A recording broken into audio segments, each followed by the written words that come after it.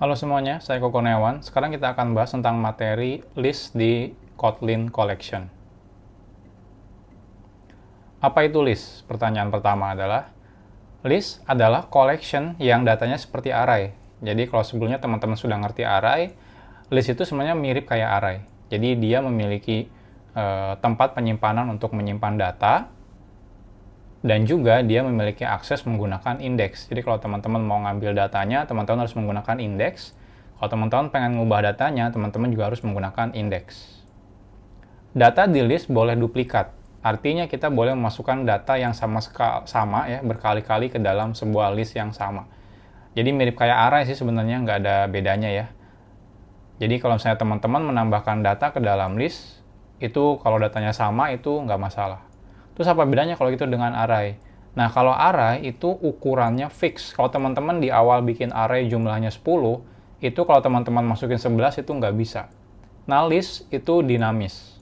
Teman-teman bisa menambahkan data sebanyak-banyaknya yang teman-teman mau. Tapi ingat ya, tidak kalau jenisnya immutable berarti nggak bisa, udah fix. Tapi kalau jenisnya mutable, itu teman-teman bisa masukkan data ke dalam list sebanyak-banyaknya. Jadi nggak ada batasannya. Kalau teman-teman perhatikan, di sini ada kelas, bukan kelas sih ya, interface list. Ya, ini adalah function-function bawaan dari list. Nanti kita akan bahas satu persatu. Contohnya di sini ada isEmpty, ini digunakan untuk mengecek apakah list ini isinya kosong. Terus ada contents, ini untuk mengecek apakah data tersebut yang ada di parameter ini ada di dalam listnya. Iterator nanti kita akan bahas lebih detail. Nah, ini contents all itu untuk mengecek apakah di dalam list terdapat data collection si parameter ini. Get ya, untuk mengambil data di indeks keberapa. Ini index of, ini kita untuk mengecek data parameter ini ada di indeks keberapa. Terus ini juga last index of, itu untuk mengecek data ini ada di last index keberapa. List iterator, ini akan kita bahas nanti, dan sublist juga nanti akan kita bahas. Jadi yang paling penting itu seperti tadi. Nah, terus di sini pertanyaannya, loh kok nggak ada cara nambahin data ke listnya ya? Atau cara mengubah data atau cara menghapus data? Nah, sebelumnya yang udah kita bahas ya, list ini defaultnya adalah immutable. Ya teman-teman setelah bikin list, itu tidak akan bisa berubah datanya. Nah, ini contoh ya kode program list. Jadi contohnya kita bikin list di sini, file list. Jadi teman-teman untuk membuat list, teman-teman bisa menggunakan list of function-nya. Terus di sini tinggal dimasukkan data listnya. Nah, karena kita menggunakan list, ya, berarti datanya tidak bisa berubah. Ya, saat teman-teman sudah masukkan Eko Kurniawan Kanedi, contohnya ya, di sini teman-teman tidak akan bisa ngelakuin operasi perubahan data. Yang bisa teman-teman lakukan cuma mengambil datanya. Nah, kita akan coba langsung praktekkan. Oke, di sini ya, saya akan bikin package baru, namanya app. Lalu kita akan buat satu file Kotlin, namanya list. Saya tambahkan main function. Oke, jadi cara membuatnya itu sederhana. File list ya. Ini return-nya adalah list ya, seperti ini. Di sini contohnya string. Lalu teman-teman bisa menggunakan list of, nama si function-nya. Jadi teman-teman tinggal masukkan elemennya, contohnya Eko Kurniawan Kanedi, seperti ini. Nah, teman-teman kalau pengen ngambil datanya, teman-teman bisa menggunakan list get, misalnya index ke 0, seperti ini bisa. Atau bisa langsung seperti array ya, cukup menggunakan square bracket 0, seperti ini. 1, 2. Selanjutnya, teman-teman bisa ngecek juga list ini index of. Ini untuk ngecek ada di posisi keberapa misalnya data Kurniawan. Kalau teman-teman coba data yang tidak ada, ini harusnya keluarnya nanti negatif 1 ya. Teman-teman bisa ngecek juga print line contents, itu untuk mengecek apakah dia berisikan data ini, contohnya data Eko ya. Kalau misalnya konten itu return value-nya adalah boolean ya. Jadi kalau misalnya ada akan keluar true, kalau tidak ada akan keluar false.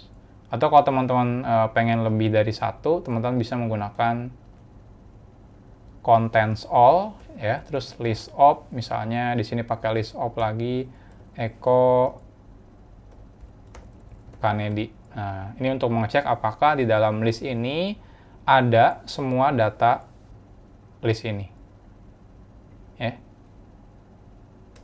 Selanjutnya yang lain is empty ya. Is empty digunakan untuk mengecek apakah listnya kosong atau enggak. Harusnya sih ini enggak. Coba is empty.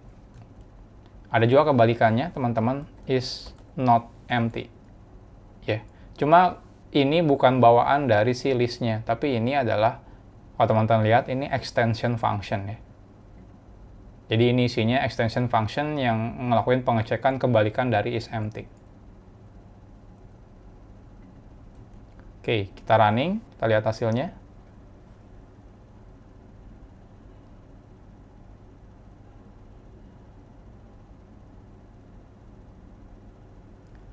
Kita perhatikan di sini datanya Eko ya, ini benar Eko, ini Kurniawan, ini Kanedi. Ini index of Kurniawannya 1 ya, karena di sini 0 1 benar. Terus ini tidak ada, negatif 1. Nah, ini contents Eko true benar. Ini contents tidak ada, false benar ya, karena memang tidak ada. Nah, ini contents all-nya apakah ada Eko dan Kanedi, ini true benar. Lalu ini is empty-nya false ya. Karena memang ada listnya, ada datanya. Terus di sini true is not empty, karena memang datanya benar, tidak empty listnya ya. Jadi seperti itu cara penggunaan list. Nah, selanjutnya biasanya di Kotlin itu ada struktur datanya atau collection-nya itu yang immutable, ada kebalikannya yang mutable. Nah, kalau mutable simple, dia adalah turunan dari si immutable-nya biasanya. Jadi kalau teman-teman membuat mutable list, sebenarnya operasi yang ada di immutable list yang sebelumnya itu pasti bisa digunakan di sini. Jadi ini adalah beberapa operasi yang bisa teman-teman gunakan untuk mutable list. Artinya list yang bisa dirubah. Contohnya ada add untuk menambah data, remove untuk menghapus data, add all untuk menambah data sekaligus banyak. Ini add all untuk menambah data tapi di posisi keberapa ya. Remove all untuk menghapus semua data. Retain all juga ada clear, ada set, ada banyak banget sih sebenarnya. Saya mungkin nggak bisa bahas satu-satu ya, teman-teman bisa baca langsung di dokumentasinya. Nah, ini contoh programnya. Kita punya mutable list, cara membuatnya cukup mutable list of. Ini teman-teman nggak perlu masukkan data, kenapa? Karena ya kan datanya mutable ya, artinya bisa berubah. Jadi teman-teman nggak wajib memasukkan data langsung di sini. Nah, di sini teman-teman bisa menggunakan mutable list .add untuk menambah data, terus add untuk menambah data lagi. Kalau mau ngerubah tinggal pakai set ya. Kalau mau ngambil data sama seperti list sebelumnya. Jadi function-function yang ada di list ini bisa digunakan juga di mutable list. Oke, sorry. Nah, jadi kalau teman-teman perhatikan ini list ya. Ini operasinya ada banyak di sini. Nah, sekarang kita buka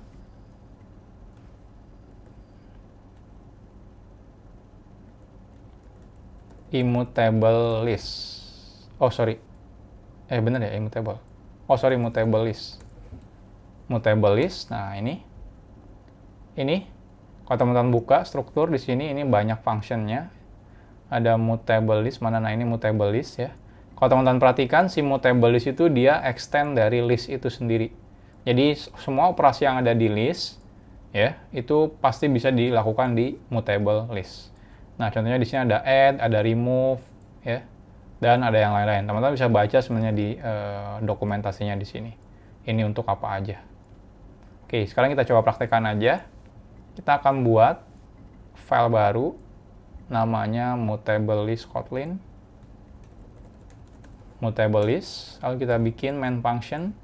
Nah, kita bikin file mutable list. Di sini mutable list string misalnya. Lalu sama dengan mutable list of ya. Teman-teman bisa masukkan langsung data di sini, datanya, atau kosong juga nggak apa-apa. Kalau masukkan langsung data itu nggak masalah juga. Contohnya saya kosongkan dulu. Jadi saya bikin mutable list yang kosong, selanjutnya kita akan bukan bikin sih, tambahkan ya, mutable list add. Tinggal menggunakan add. Add misalnya Eko Kurniawan Kanedi. Selanjutnya, kalau teman-teman pengen ngubah, teman-teman bisa set ya. Setnya misalnya indeks ke 0, kita ganti dari Eko menjadi Budi. Itu bisa. Atau teman-teman bisa menggunakan seperti array. Jadi kalau array kan pakainya gitu ya, 0 sama dengan Budi. Itu juga bisa. Karena secara default ini langsung akan mengeksekusi yang set tadi. Nah, ini untuk merubah contohnya ya. Kalau teman-teman pengen ngambil data ya simple. Oh ya, untuk remove data ya. Untuk remove data, teman-teman bisa menggunakan mutable list titik remove. Remove-nya misalnya Eko, berarti ngapus data Eko. Ini bisa juga seperti ini. Oke, kita lihat print line mutable list 0, 1, 2 seperti ini. Kita cek.